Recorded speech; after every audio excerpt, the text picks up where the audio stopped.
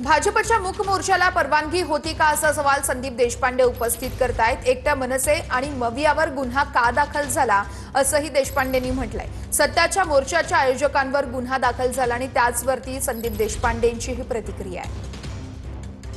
काल भाजपने जो काय सोपट एक 4-5 लोकांना घेऊन जो मूक मोर्चा काढलेला, तर मूक मोर्चाची परवानगी होती का? मग त्यांच्यावर गुन्हा दाखल झाला का? मग एकट्या मनसेवर आणि महाविकास आघाडीवर का गुन्हा दाखल झाला? आणि आम्हाला या केसेसचा फरक पडत नाही खरं सांगायचं तर। अशा अनेक केसेस आमच्या अंगावर आहेत, त्यामुळे अस्वलाच्या अंगावर एखादा केस आला काय आणि एखादा केस गळाला काय त्यांनी काही फरक पडत नाही। आम्ही असल्या केसेसना भीक घालत नाही आणि घाबरत सुद्धा नाही। भारतीय जनता पार्टीचा मोर्चा नव्हता तर आंदोलन होतं। आमच्या आंदोलनामुळे कुठेही वाहतूक कोंडी झाली नाही।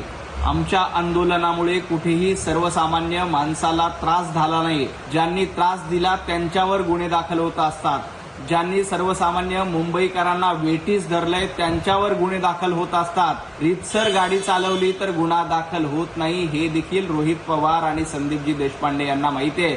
त्यामुळे उगीच बोंबाबोंब करण्याचा प्रयत्न करू नये।